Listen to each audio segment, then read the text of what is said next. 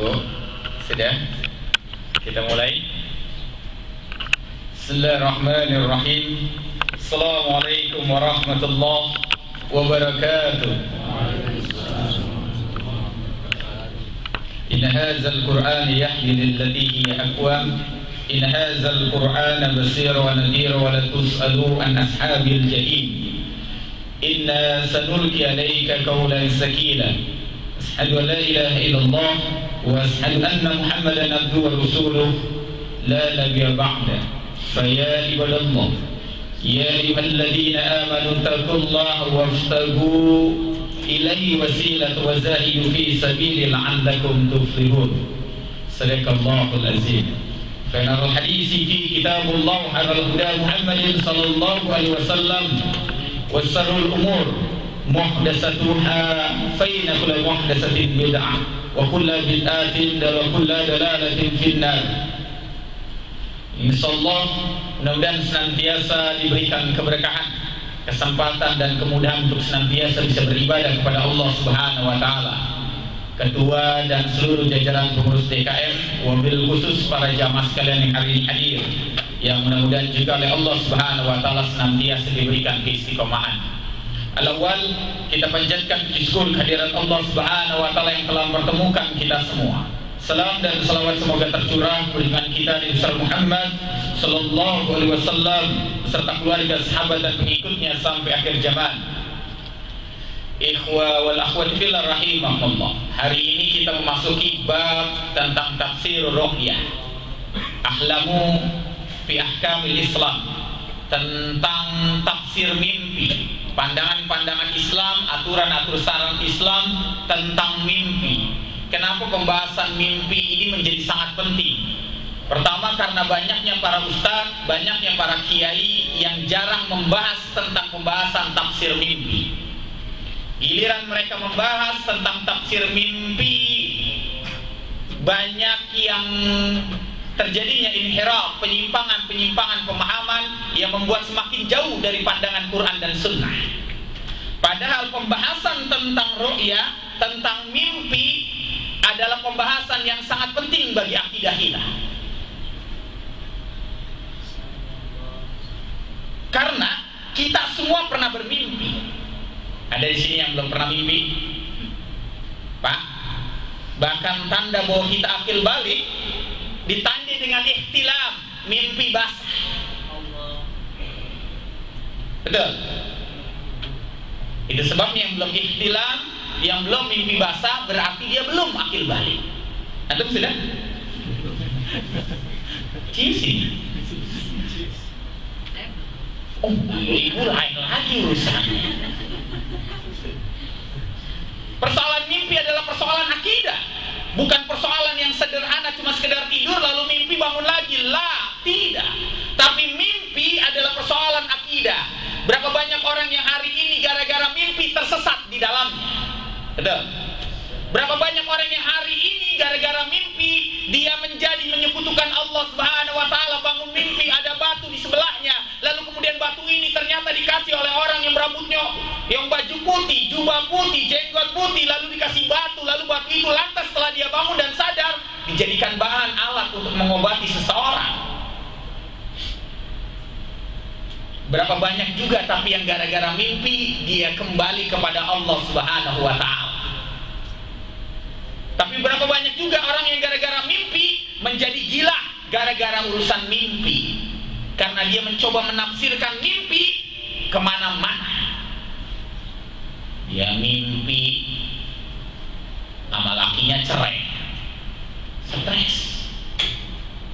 Ada yang begitu, Bu, datang kepada pasien, Ustaz, saya mimpi saya cerai sama suami saya. Ada lagi yang mimpi, Ustaz, saya mimpi badan saya gatal-gatal, Ustaz, apa tandanya? Belum mandi. Banyak orang yang hari ini gara-gara mimpi menjadi bahan pikirannya.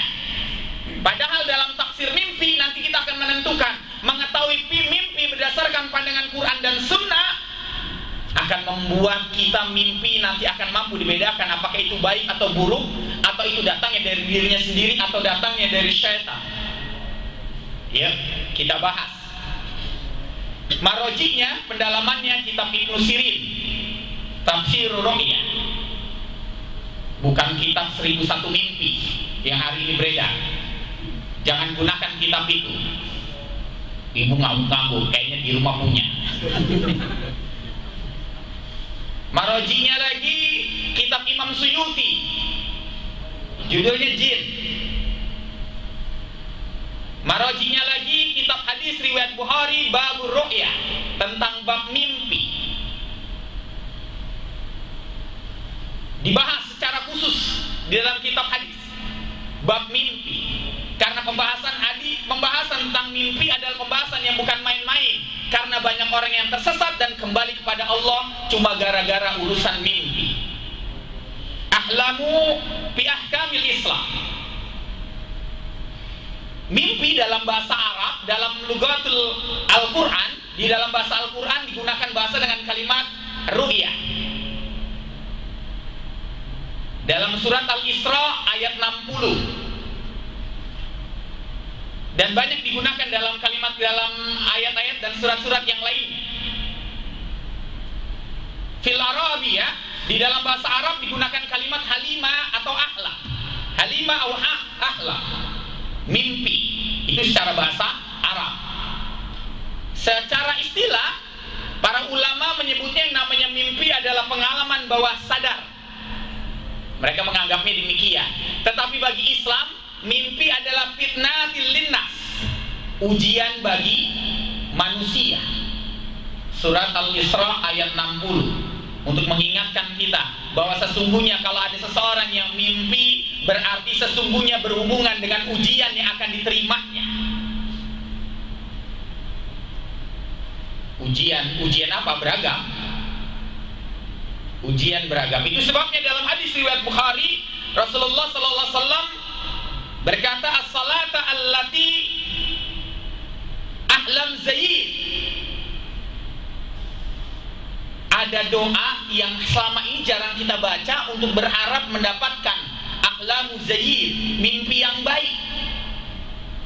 Hafal tidak?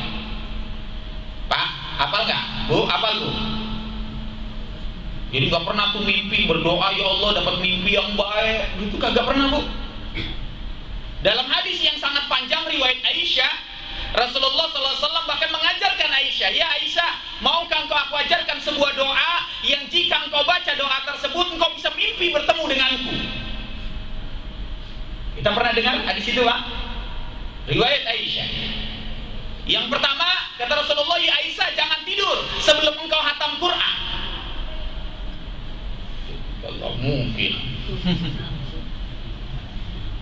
1 juz setengah jam, 30 berarti 15 jam. Kalau baca jam 9 berarti selesai subuh, kita baru tidur. Itu kalau mata nggak copot. Kalau yang bacanya alif fathah, alif kasrah, alif dhamma 2 bulan baru dia boleh tidur. Itu kalau nggak jadi mumi. Aisyah bertanya, ya Rasulullah apa mungkin? Mungkin. Bacalah surat Al-Ikhlas 3 kali, sempurnakan dengan Al-Falaq dan An-Nas. Gampang kan? Gampang. Jadi sebelum tidur kalau ingin ketemu Rasulullah, itu yang pertama. Yang kedua, bacalah salawat kepada Nabi sebanyak 3 kali. Allahumma salli ala Muhammad wa ala ali Muhammad, 3 kali.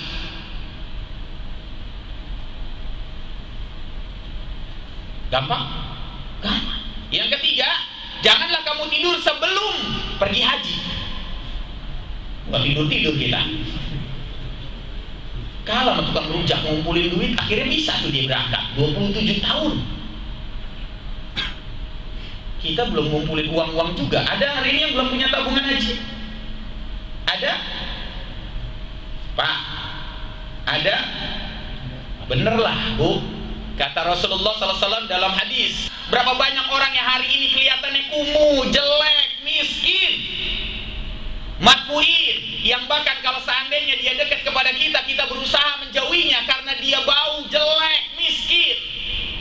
Wa abwaba, yang bahkan kalau dia mengetuk pintu kita tidak mau membukakan. Tapi lau aksama alallah, tapi Allah, Rasulullah berkata lau aksama alallah, Allah, jika dia menyebut nama Allah, jika dia berdoa kepada Allah, la abarahu, maka doanya langsung dikabulkan.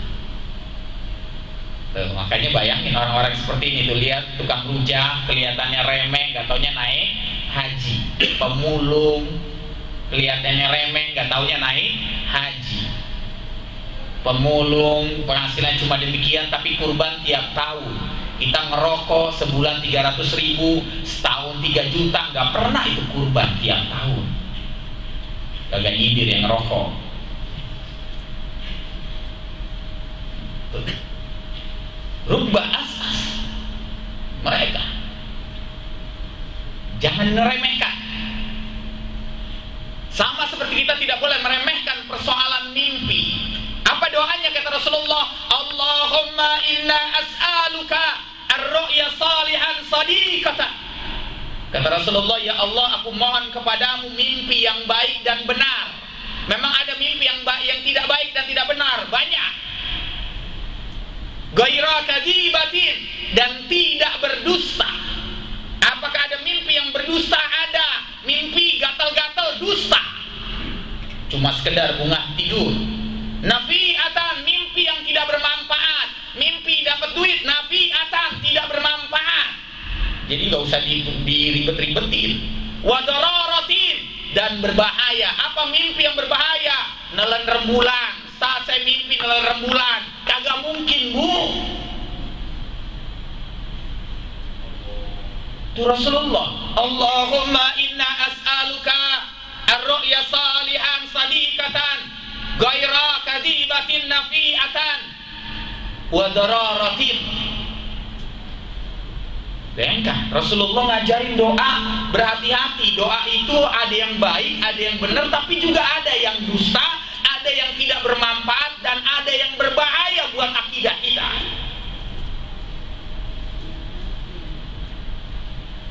Makanya dalam hadis disebutkan yang namanya mimpi itu satu, dia sebagai alamatun nubuwah, sebagai tanda kenabian. Kita belum bahas mimpi baik itu nanti ada 3, mimpi buruk itu ada 3. Saya kupas dulu muqaddimahnya. Dalam pandangan hadis, mimpi itu yang pertama adalah alamatun nubuwah, tanda kenabian. Dalam bab ru'ya, dalam kitab hadis riwayat Bukhari disebutkan lam yabqa minan nubuwah ilal mubasirat. Lam yabqa, telah habis, minan nubuwah, tanda kenabian, ilal mubasirat, kecuali cuma mubasirat. Jadi sebenarnya memang salah satu tanda-tanda Nabi diangkat menjadi Nabi memang betul mimpi. Nabi Yusuf alaihissalam, Nabi Musa alaihissalam, Nabi Ibrahim alaihissalam, itu semuanya lewat mimpi. Tapi dalam hadis ini ditegaskan kalimat awalnya, lam yabqa, telah habis, berarti tidak ada lagi yang namanya tanda kenabian yang diturunkan kepada manusia untuk diangkat menjadi nabi lewat mimpi. Ilal mubasirat, kecuali cuma mubasirat. Wa ma mubasirat ya Rasulullah? Apa itu mubasirat ya Rasulullah? Ar-ru'ya hasanah, mimpi yang baik. Maka dengan dalil ini terbantahkan Ahmad Musaddiq ngaku dirinya sebagai nabi, bohong. Dipertegas lagi oleh Rasulullah SAW dalam hadis riwayat Bukhari. Kalau dalam kitab hadis riwayat Bukhari nomornya 6990. Apa? Tanda kenabian alamatun nubuwah yang datang kepada seseorang lewat mimpi sesungguhnya cuma juz'un min sitati wa arba'ina juz'an. Berarti cuma 1/4 minan nubuwah, tanda kenabian. Jadi kalau ada orang yang diangkat nabi itu cuma 1/4/6.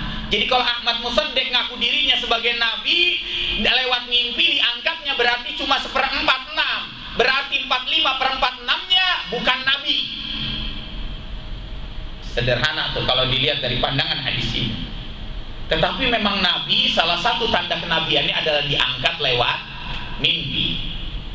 Tapi hari ini sudah tidak ada kecuali cuma mimpi yang baik. Kata Rasulullah, tanda yang sebab kedua kenapa mimpi itu menjadi penting, karena mimpi adalah tanda orang baik. Kalau seandainya dia mimpi baik, disebutkan dalam hadis riwayat Bukhari, ar-ru'ya hasanah min ridhali salih. Hanya orang-orang yang baik saja yang dapat mimpi baik. Jadi kalau ibu hari ini mimpinya serem terus, diuber gondoruo, mak lampir, kala gondang, berarti kita bukan orang baik di mata Allah. Teguran buat kita, fitnatan linnas, berarti jadi ujian buat kita bahwa kita ini jangan-jangan sama Allah belum dicap sebagai orang baik sehingga kita mimpinya buruk terus. Cuma berkata begitu, ar-ru'ya hasanah minallah wal khuluma minas syaitan. Mimpi yang baik itu datang dari Allah, wal khuluma, dan yang jelek itu dari syaitan. Makanya itu sebabnya kalau ada orang yang mimpi baik, setelah itu salah satu sunnahnya adalah salat lalu berdoa berharap mimpi ini menjadi kebaikan buat kita. Tapi bagi orang yang mimpinya buruk, maka ada adabnya. Bagi orang yang mimpinya buruk, pas bangun langsung meludah ke arah kiri 3 kali. Gak usah keluar ludahnya. Dan dilihat ada suaminya apa enggak. Jangan. Dahaknya dikeluarin semua. Dendam banget. Cukup begitu. Ya. Lalu kemudian berubah posisinya. Kalau posisinya begini, berubah jadi seperti ini. Kalau masih mimpi buruk juga, dari posisinya begini, dari di atas pindah ke bawah. Kalau masih mimpi buruk juga, kolong bu. Masih mimpi juga, pindah keluar. Jangan-jangan tuh rumahnya rumah jin. Karena ibu biasa dengerin dangdut di kamar. Kalau mimpi buruk. Yang ketiga, kalau ternyata masih mimpi buruk juga bu, sholat. Berlindung kepada Allah Subhanahu wa ta'ala terhadap mimpi buruk. Karena mimpi buruk adalah awal dari penyakit waswas, yuwaswisu fi sudurin. Penyakit waswas muncul diawali dari mimpi. Maka wajar kata Imam Suyuti, berhati-hatilah dengan orang yang mimpi buruk, karena itu adalah awal darinya, dari tanda penyakit majnun yang bisa menyergap dirinya. Penyakit kegilaan. Itu persoalan mimpi, jangan main-main. Makanya Ibnu Sirin dalam kitabnya menyebut mimpi baik itu cuma ada 3 dan mimpi buruk itu cuma ada 3. Maka di luar ketiga mimpi baik dan di luar ketiga mimpi buruk berarti cuma bunga tidur. Ini yang perlu jadi catatan buat kita. Mimpi baik ada berapa? 3. Mimpi buruk ada 3. Nah, mimpi baik ini, mimpi baik oleh Ibnu Sirin disebutkan dari banyak perawi, dan kemudian tafsiran hadis dari para ulama menyebutkan yang namanya mimpi baik itu ada 3. Hunnaka bi ahlami zayd. Ada 3. Hunnaka salasa bi ahlami zayd. Ada 3 sesungguhnya mimpi baik itu. Yang pertama, iltaqa ahlamun nabi, mimpi bertemu nabi. Karena cuma Nabi Muhammad SAW yang tidak bisa ditiru oleh jin. Semua bisa ditiru, semua nabi bisa ditiru, bisa diserupai. Apalagi para ulama bisa, para syekh bisa, apalagi kita yang di sini. Apalagi megang kameramen bisa. Semua bisa. Kecuali Nabi, dia tidak akan pernah bisa ditiru. Man ra'ani faqad rawal haqqu. Hadis riwayat Bukhari, man ra'ani, barang siapa yang melihat aku di dalam mimpi, faqad rawal haqqu, maka sesungguhnya benarlah dia mimpi bertemu denganku. Fa inna syaitana la takawannuni, karena sesungguhnya setan tidak akan pernah bisa menyerupai diriku. Menyerupai tidak akan pernah bisa. Tetapi tidak mungkin bisa bertemu Nabi kecuali ada matlabnya. Dan itu syaratnya kalau mau tidur ya baca doa itu. Yang ketiga, jangan tidur sebelum pergi haji. Itu sebabnya kita harus punya niat untuk bisa pergi haji. Harus ada niat, harus berdoa. Maka yang dapat kesempatan untuk bisa mimpi ketemu Nabi Muhammad SAW adalah orang yang punya niat dalam hatinya untuk naik haji. Bukan pergi ke Pamijahan lalu di sana jajal kopiah, songkok. Siapa yang jajal pakai kopiahnya, lantas kemudian bisa naik haji. Ada yang udah pernah ke Pamijahan? Bu, kagak gaul banget nih. Jadi di sana kan biasa buat ziarah spiritual ya, pemijahan di sana. Jadi ada sebuah songkok kopea yang kalau seandainya cocok dengan kepala kita, maka kita katanya bisa naik haji. Masya Allah, bahayanya tuh, bahaya banget itu berpikiran demikian. Maka yang pertama ya niatin saja Bu, niat lalu berdoa, nabung. Silahkan ada doa, baca surat apa yang mempermudah. Katanya Bu baca surat Al-Waqi'ah, sebagaimana hadisnya. Setiap habis salat subuh kita baca dan tuh untuk mempermudah kita semua. Kalau nggak bisa juga yang terakhir, jual surat tanah. Betul itu. Gampang tuh, cepat. Sederhana. Itu mimpi baik, ketemu Nabi. Yang ketiga. Dan yang keempat Bu, kalau syarat ini matlabnya, syaratnya sesuai dengan pandangan hadis riwayat Aisyah. Yang keempat adalah berdoa untuk orang yang paling kita benci dengan doa kebaikan di saat tidur kita. Sebagaimana pesan Imam Syafi'i, kalau ingin membersihkan hati maka sesuai dengan hadis riwayat Aisyah yang sangat panjang, berdoalah untuk saudaramu.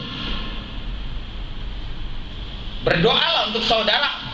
Siapa dia Imam Syafi'i? Yang terbaik adalah orang yang paling membencimu, lalu kau berdoa dengan sebaik-baiknya doa agar dia mendapatkan kebaikan dalam kehidupan dunia dan akhiratnya. Kita mau tidur, bayangin orang yang kita benci, empat banget itu. Allah, Bu, betul. Doainnya enak, ya Allah, semoga dia masuk surga, amin. Semoga dia mati husnul khatimah, semoga dia mendapatkan rezeki yang berlimpah. Berat banget Bu. Berat nggak Pak? Dia yang nyantet, dia yang fitnah kita. Wow. Tapi kemudian kita doainnya begitu. Berat itu. Enaknya kita doain, ya Allah, di rumahnya ada gang, jalan raya pas, semoga besok dia lewat, lalu ada truk lewat. Ya truk doang lewat nggak apa-apa. Doa jelek yang ada.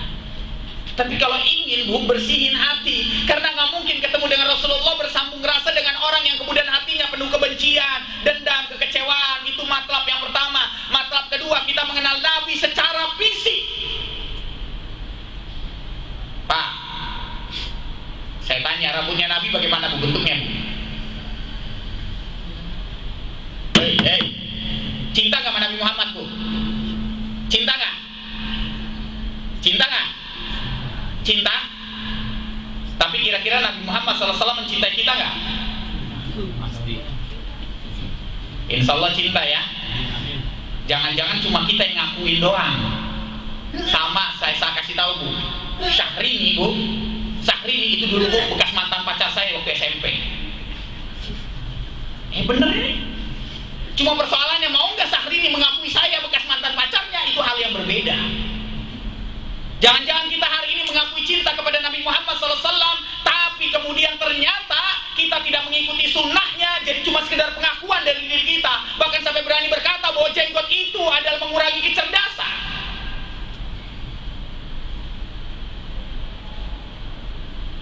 Siapa sih itu yang ngomong?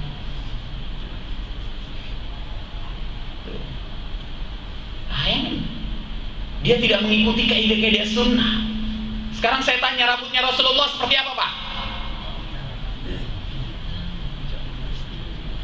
Satu, rambutnya Rasulullah pirang atau putih, hitam? As-ammara launi, rambutnya Rasulullah itu tidak terlalu hitam, dia pirang.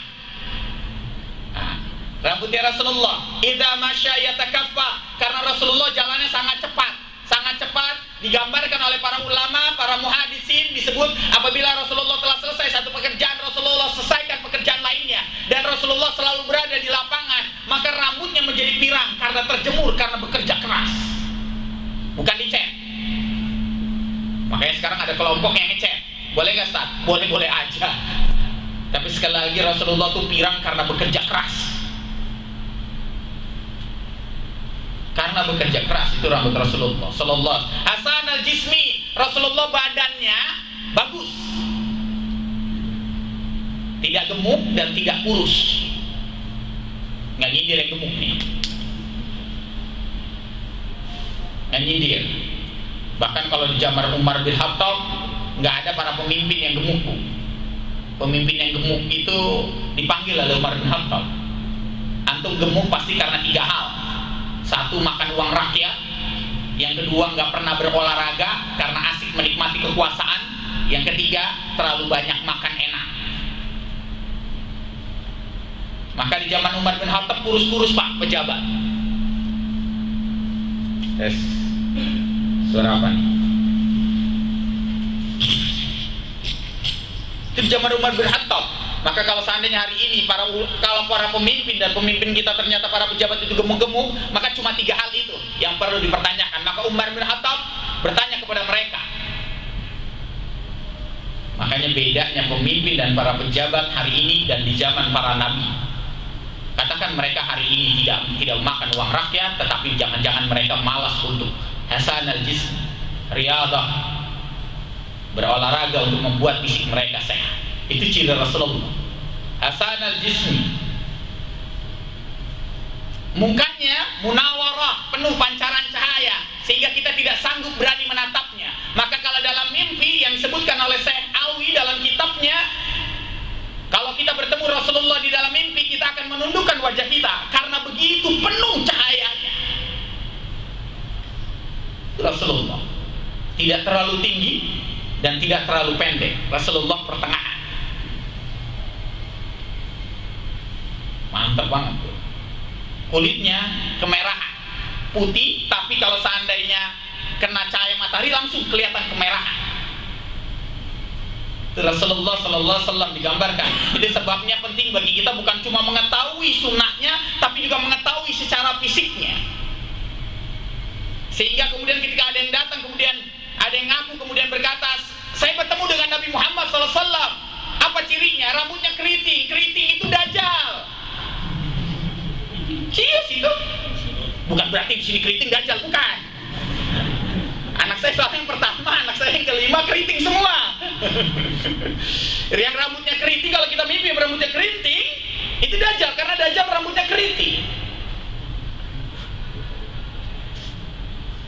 Itu secara fisik. Kenapa disebutkan dalam hadis secara fisik? Agar kita tidak mudah tertukar dengan orang. Maka kalau ada yang mengaku Imam Mahdi, waktu itu di tempat saya ada yang mengaku dirinya Imam Mahdi, maka saya ngecek secara fisik. Salah satu yang saya cek, akhirnya kulit putih, betul dia putih. Saya lihat lagi, hidung mancung, saya lihat hidung dia nggak mancung. Jadi kalau ada yang ngaku Imam Mahdi, lihat hidungnya dulu, mancung apa enggak. Namanya harus Ahmad Muhammad. Itu diselidiki secara fisik. Para ulama melihat hal tersebut, menyelidikinya secara fisik sebagai langkah awal untuk mengetahui tentang kebenaran dari dirinya. Dan matlab dari ketemunya Nabi Muhammad SAW sendiri, tidak bawa teman. Ya Rasulullah, ya Ustaz, saya mimpi ketemu dengan Nabi Muhammad SAW. Tapi Nabi Muhammad SAW tidak sendiri, bersama Pak Harto di sampingnya. Bohong, pasti bohong. Rasulullah sendiri. Saya ketemu dengan Nabi Muhammad SAW bersama dengan para sahabat. Bohong, sendiri. Syarat agar orang tidak bisa mudah berbohong kalau dia mengaku dirinya. Dan orang yang mimpi bertemu dengan Nabi Muhammad SAW berubah akhlaknya 180 derajat, drastis dia. Dari tidak membela Islam, dia menjadi pembela Islam. Itu luar biasa, Bu. Sekarang saya pernah ada seorang perempuan yang dia sampai mengaku mimpi bertemu dengan Nabi Muhammad SAW. Ketika saya tanya semua cirinya, benarlah apa yang kemudian dia sampaikan. Setelah saat itu dia telah berubah, dan sekarang dia ngasuh membina 3 TK di Tangerang. Berubah, muntahazib, langsung menutup auratnya panjang. Padahal dulu dia adalah salah satu preman di daerah Cimone, Perum, Tangerang. Tomboy banget perempuan itu. Tapi ternyata dia waktu itu pernah datang ikut pengajian-pengajian. Dia suka rajin ngaji, walaupun gitu dia ternyata tetap ikut ngaji sampai akhirnya Allah berikan hidayah dengan ketemu dengan Nabi Muhammad SAW. Sayang saat itu, waktu itu saya udah nikah. Ya kan saya cuma bilang gitu, Bu. Itu yang pertama. Mimpi baik yang kedua disebutkan dalam hadis, yang disebutkan dalam kitab Ibnu Sirin adalah ahlamu hiya fil jannah. Dia berada di dalam surga. Oh, mimpi berada di dalam surga. Tetapi sekali lagi, mimpi berada di dalam surga, dia harus tahu gambaran surga. Nggak mungkin dia kemudian bisa berada dalam surga kalau dia nggak bisa menceritakan, dia tidak mengetahui bagaimana gambaran surga. Oh, saat saya berada dalam surga karena saya melihat semuanya, gelasnya emas, sendoknya emas, piringnya emas. Subhanallah, di sana nggak ada yang nggak emas, emas semua. Kenapa sampai demikian? Ternyata di restoran Prancis ada yang demikian, Ibu. Piringnya emas. Ternyata emas itu mampu menetralisir semua racun-racun, bakteri, kuman dan lain sebagainya. Allah Subhanahu wa taala telah lebih hebat dahulu. Sendoknya emas. Cuma harga makanannya 34 juta kalau dirupiahkan. Tahu makanannya apa, Bu? Tutut. Keong. Kita tutup berapa, Bu? 5.000. Di sana 34 juta. Ya Allah. Bedanya cuma emas doang. Dia pakai emas asli, kita masih emas bambang.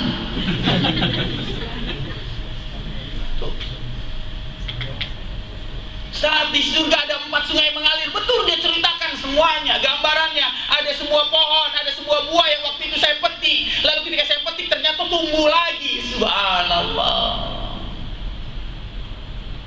Dia harus tahu gambaran tentang surga. Itu sebabnya membaca tentang surga maka akan menjadikan keinginan kita untuk berada di dalamnya. Maka kita baca, kita terbayang-bayang, maka Allah nanti kelak bisa jadi suatu saat memberikan kita kesempatan mimpi berada di dalam taman surga dengan cerita gambaran surga. Saat saya mimpi berada dalam taman surga, saya lihat ada tornado, itu lupa. Enak aja surga begitu. Nah, gambarannya harus benar. Gambaran harus benar dengan sesuai dengan kaidah Quran dan Sunnah. Tidak boleh orang kemudian asal kemudian menyebutkannya seolah-olah dia berada dalam taman surga dan sendiri, matlabnya itu sendiri. Saat saya berada dalam taman surga bersama bapak, ibu, bohong, lu pikir tur. Kan banyak orang yang berdusta-dusta dalam mimpi kan, Bu. Saat saya dikawal sama Nyi Roro Kidul pakai naik kereta kencana. Ya Allah, Nyi Roro Kidul kan jin, lu seneng banget dikawal jin. Banyak orang yang begitu berdusta-dusta mimpi agar orang menganggap bahwa dia adalah orang yang saleh. Jadi sebabnya cuma mimpi ketemu dengan Nabi Muhammad lah yang dinyatakan bahwa kita mimpi bertemu dengan betul-betul Nabi Muhammad. Bertemu dengan siapapun, apakah Sunan Kalijaga atau Sunan Jagakali, bohong, jin. Semuanya. Itu mimpi yang kedua, mimpi berada di taman surga. Yang ketiga adalah mimpi ahlamu yafiqatu, mimpi mendapatkan hidayah. Yang dimaksud mimpi mendapatkan hidayah, ketika Ibnu Sirin ditanya, "Syekh, apa yang dimaksudkan dengan mimpi mendapatkan hidayah?" Dia mimpi, tapi tiba mimpi dia tidak seperti tertidur. Dia lagi begini, lagi tidur sebentar, misalnya terkantuk-kantuk, lalu menyender, tiba-tiba dia bangun, keluar butiran keringat di tubuhnya. Lalu terbayang semua dosa-dosanya. Itu mimpi mendapatkan hidayah. Tidak seperti yang hari ini banyak gambaran disampaikan kepada kita bahwa mimpi mendapatkan hidayah itu seperti melewati tempat terowongan gelap lalu masuk ke tempat yang terang, gitu kan? Itu bohong. Ibnu Sirin menggambarkan seseorang semuanya mimpi mendapatkan hidayah, nih dosanya berada di depan matanya. Bayangkan dosa kita tiba-tiba muncul di depan mata kita seperti sebuah film, lewat begitu saja terus. Dosa kepada suami, dosa kepada anak, dosa kepada tetangga, keluar semua. Dosa perselingkuhan kita, Siti, Ratna, Marjuki, Tono.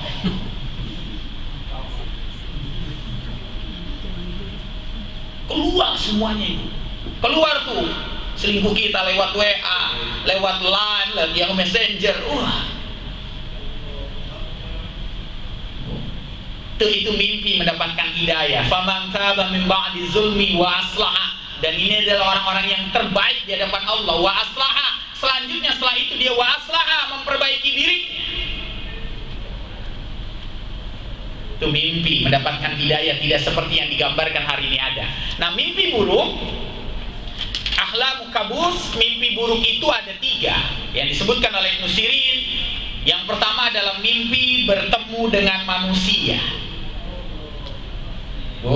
Mimpi bertemu dengan manusia kecuali Nabi Muhammad SAW adalah bertemu dengan jin. Kecuali ilah, masih ada kecualinya. Dalam kitabnya Ibnu Qayyim Al-Jauziyah, dalam kitab Basirah, dalam kitab Firasat, jika kita mimpi bertemu dengan orang tua kita yang telah meninggal dunia, berarti sesungguhnya mimpi bertemu dengan orang tua, minta dikirimin doa. Nah, kita bahas pembahasan Basirah. Siapa saja orang yang mendapatkan, hati-hati dengan firasat orang mukmin karena mendekati dengan kebenaran.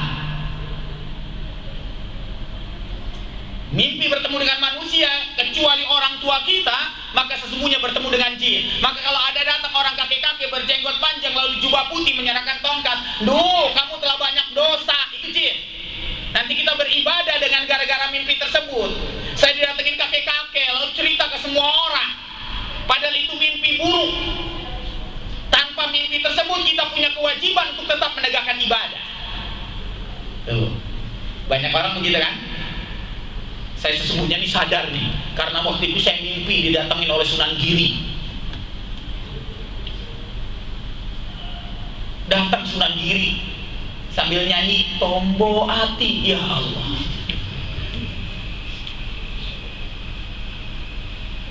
Enggak benar. Yang kedua adalah mimpi bertemu dengan makhluk atau mimpi dengan bertemu dengan makhluk menyeramkan. Jadi kalau ibu mimpi bertemu dengan makhluk menyeramkan, itu sesungguhnya adalah mimpi buruk. Ibnu Taimiyah dalam kitabnya menyebutkan yang dimaksud dengan mimpi bertemu dengan makhluk menyeramkan adalah sesungguhnya dia dalam perangkap syaitan. Apa yang dimaksud dengan perangkap syaitan? Saya akan bahas pada pertemuan berikutnya. Perangkap syaitan yang pertama itu hati. Nah, makhlukat itu menyerang hati. Contohnya sederhananya begini saja. Saya kasih contoh sebelum nanti pembahasan kita yang lebih dalam. Ketika ada yang misalnya sudah berumah tangga 10 tahun, tiba-tiba datang laki kita datang ingin kemudian minta maaf kepada kita. Ternyata dia menyampaikan, Umi maafin saya, maafin saya. Lalu dia berkata, sudah saya maafin. Emang kesalahan kamu apa? Sesungguhnya setelah 5 tahun saya menikah dengan Umi, lalu kemudian saya nikah siri dan sekarang sudah punya 2 anak. Ibu maafin tidak?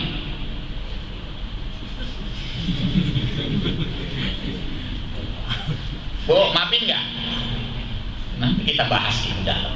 Misalnya antum, tiba-tiba nih istri melahirkan anak ketiga,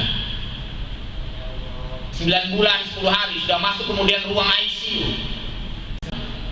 Dia menggenggam tangan Anda, lalu kemudian Anda menggenggam tangannya, lalu kemudian istri berkata, Abi maafin saya. Sudah Abi maafin, udah istighfar, baca hasbunallah wa ni'mal wakil. Emang salah Umi apa? Lalu dia berkata, Abi, sesungguhnya anak ketiga ini bukan anak Abi. Maafin kagak? Pak, maafin gak? Hati-hati nih, ini bagian dari perangkap syaitan. Maafin kagak? Berat nih. Biarin besok bulan depan saya bahas itu detail. Yang tidak memaafkan sesungguhnya lam yadhib ilal jannah, nanti dia ditolak untuk masuk surga.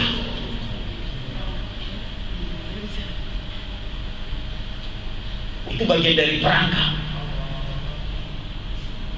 Karena Allah ingin menguji, kata ibu, mudah-mudahan bukan laki gua. Kata ibu, mudah-mudahan ini anak gua. Kok kagak mirip ya sama saya? Salah sendiri. Jadi makhluk kan, kalau ada orang yang mimpi bertemu dengan makhluk menyeramkan, sesungguhnya hatinya penuh dengan penyakit. Itu penjelasan syariat. Dia banyak penuh penyakit, bisa jadi cemas, khawatir, bimbang, dendam, kebencian, dan semuanya. Dan itu berwujud dalam bentuk makhluk menyeramkan. Maka bersihkan hatinya. Karena perangkap syaitan yang pertama untuk menguasai manusia adalah menggenggam hati kita. Padahal seharusnya yang menggenggam hati adalah Allah Subhanahu wa Ta'ala. Tapi kemudian ternyata kita merelakan hati kita dengan penyakit hati dan menyerahkannya kepada syaitan, perangkapnya, dengan menanamkan kebencian. Saya tidak akan pernah memaafkan kamu sampai akhirat nanti. Ada tuh orang yang ngomong begitu, lebay. Ada lagi yang lebay, saya tidak bisa kehilangan kamu, saya ingin hidup dunia akhirat bersama kamu. Lebay. Giliran dia mati musuh kagak mau. Ini dia begitu kan. Kita sih hidup semati, giliran istrinya mati, lu mau? Enggak, ntar aja. Lebay. Makanya biasa-biasa aja deh. Ibu mencintai laki biasa aja, antum mencintai istri biasa-biasa saja sudah. Suami adalah ladang amal, jiyadatul khair, tambahan kebaikan buat kita. Istri adalah jiyadatul khair, tambahan buat kebaikan buat kita. Bahkan makanya tadi hadis, rubba as'as matbu'in wa abwaba. Tahu siapa manusia-manusia yang mengguncang langit, lau aksama Allah, yang kalau dia berdoa langit terguncang dan Allah la abarahu, langsung mengabulkannya. Hadis riwayat Muslim wa Ahmad dalam kitab Sahihul Jami 3484. Siapa mereka? Salah satunya adalah az-zaujata, seorang istri, allati yang yukarrisu nafsahu lil usra, seorang istri yang mengabdikan dirinya hanya untuk keluarganya. Oh, siapa tuh yang dia tidak perlu asisten rumah tangga untuk mengerjakan kebaikan di dalam rumah tangganya? Tuh. Anda pakai asisten? Pakai asisten? Rugi. Antum pakai asisten? Belum nikah ya? Ya Allah, pantas mukanya lain. Antum datang udah aneh, aneh cariin. Insyaallah banyak yang sahih. Asal syaratnya antum juga saleh. Tuh. Sedih, saya nggak pakai bu, asisten rumah tangga. Sudah kita kerjakan semua. Fatimah Zahra tangannya rusak, melepuh, menumbuk gandum, memerah susu dengan tangannya sendiri. Keluar tuh darah pada tangannya pecah-pecah. Ali melihatnya, Nazaru ainul ma, menangis, dipeluk tangannya. Datang kepada Rasulullah. Lalu Rasulullah melihat tangannya, lalu dicium itu tangan Fatimah, lalu berkata, nih tangan yang membuat kamu bisa masuk surga. Coba periksa tangan ibu, halus sama kagak? Bu, halus sama kagak? Periksa tangan istri kita, Pak. Kebanyakan nih hari ini kapalannya cuma di ujung, ngetik sama megang pulpen. Betul? Jangan serahkan kebaikan-kebaikan rumah tangga kepada asisten. Semuanya diserahkan kepada dia. Bahkan suruh bikin kopi teh aja, inem teh. Saya nggak mau gitu. Nah, beruntung. Makanya cuma dalil ini jarang didengar oleh mama. Kalau mama dengar ini, saya siap jadi buyung upi. Makanya kalau istri ngurusin dapur, kasur sumur, kumuh-kumuh, pakai daster bolong, kemong. Tapi itu yang ternyata ahli surga tuh. Kata Amalik, makanya suami rajin muji, cakep banget loh. Itu baru cemong panci, gimana pakai lipstick? Tapi kadang-kadang laki error, lu jelek amat sih. Itu laki-laki begitu. Makanya Fatimah, Ali itu selalu meluk Fatimah dari belakang ketika sedang masak. Mesra, numbuk berdua, masak berdua. Kalau kita meluk dari belakang, istri ngomong nih, gede amat lu. Gemuk banget istri dia mulu. Tuh, ya, yukarisu nafsa. Tuh, hancurin hatinya. Dan yang ketiga, mimpi buruk yang ketiga adalah mimpi bertemu dengan hewan binatang liar. Dia mimpi bertemu dengan binatang ular. Hari ini ada mitos yang beredar di tengah masyarakat kita, kalau mimpi bertemu dengan ular adalah mimpi bertemu dengan jodoh. Dari mana itu dasarnya? Hayatun wa kilabun, mimpi bertemu dengan anjing dan ular sesungguhnya adalah mimpi buruk yang paling buruk. Saya mimpi ketemu ketemu ular-ularnya 3, oh keren banget, nanti ada pilihan 3 nih. Dia kobra itu. Ada aja orang. Begitu orang kalau berpikirnya pakai ro'yu, pakai akal pikirannya, bukan berdasarkan penjelasan agama.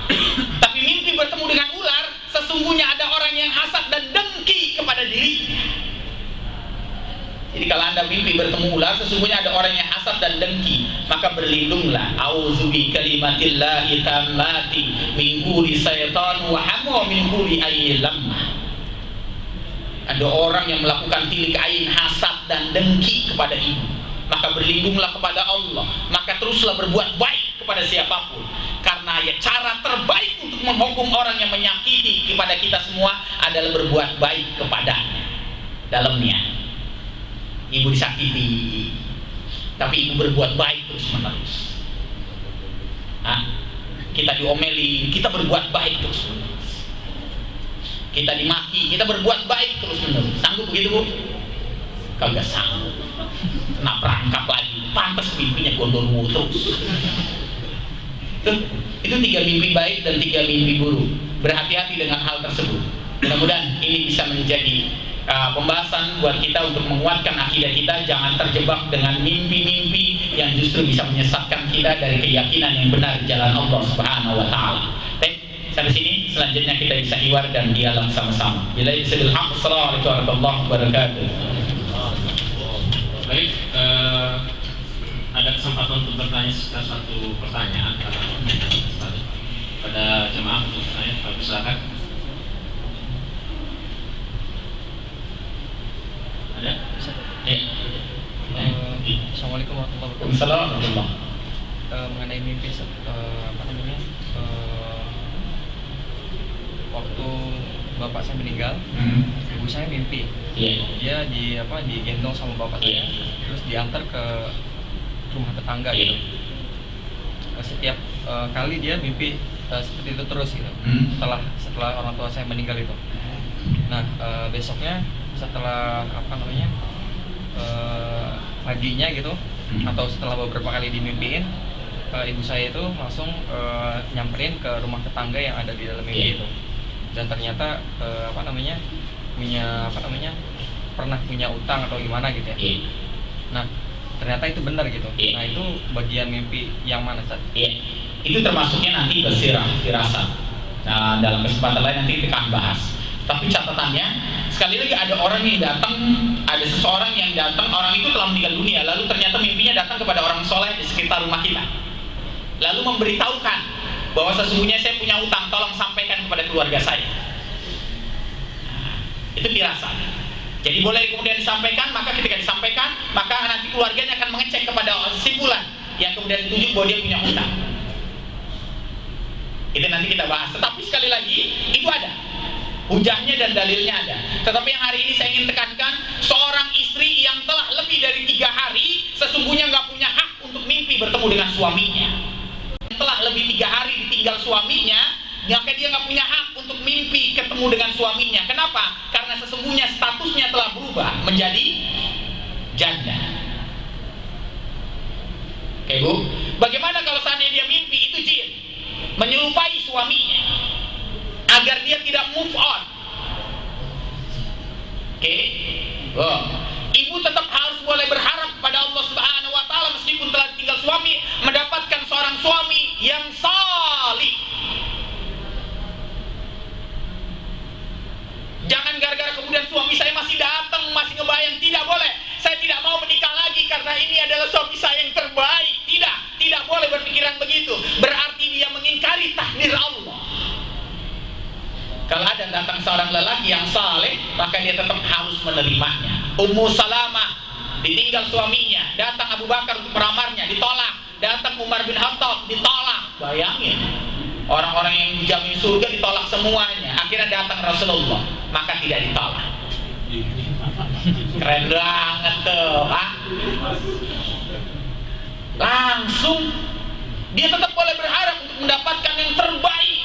Jadi nggak boleh kemudian dia. Itu sebabnya seseorang yang telah meninggal dunia, suami telah meninggal dunia, istrinya sebagai janda, selalu kemudian dia dibayangin mimpi itu semuanya ada jin yang datang agar dia tidak move on dan nangis terus menerus. Itu perangkap syaitan.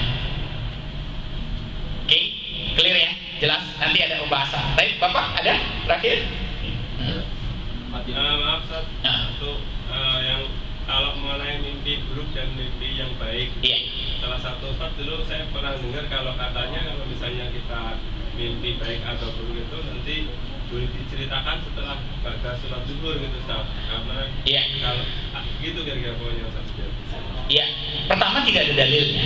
Mimpi baik boleh diceritakan, Ustaz? Boleh diceritakan. Mimpi buruk tidak boleh diceritakan kecuali kepada orang soleh yang bisa kemudian memberikan nasihat dan masukan kepada kita. Jadi kita hanya boleh cerita kepada orang soleh yang kemudian bisa memberikan masukan. Banyak pasien datang begitu bercerita kepada saya. Ibu, saya tanya, pertanyaan pertama ketika dia bercerita tentang mimpinya, bertanya, ibu sudah cerita kepada siapa saja? Tetangga itu, ya banyak aman. Maka saya jelaskan, ibu tidak boleh bercerita kecuali orang tersebut mengerti pandangan Quran dan Sunnah berkaitan dengan mimpi. Tapi sekali lagi, waktunya kapan diceritakan bebas, nggak ada mesti harus itu. Tetapi sekali lagi ada mimpi dalam sebuah hadis riwayat Ibnu Hibban dan diperdebatkan oleh para ulama, tetapi kemudian sebagian ulama menganggap hadis ini tingkatannya hasan. Ada sebuah mimpi yang kalau kita mimpi di waktu asar sampai menjelang maghrib, kita tertidur di waktu asar maghrib, lalu kita mimpi sesungguhnya itu mendekati kemungkaran. Makanya nggak boleh tidur di waktu itu. Maka kalau ada yang mimpi baik sekalipun di waktu asar, itu tetap mungkar.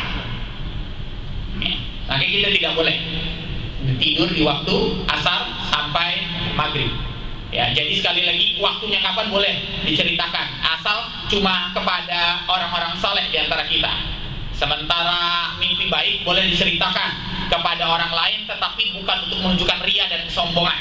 Karena ada orang yang hari ini mimpi baik, dia ceritakan semua. Saya mimpi didatengin oleh saya ini, aduh, udah ngaco ini.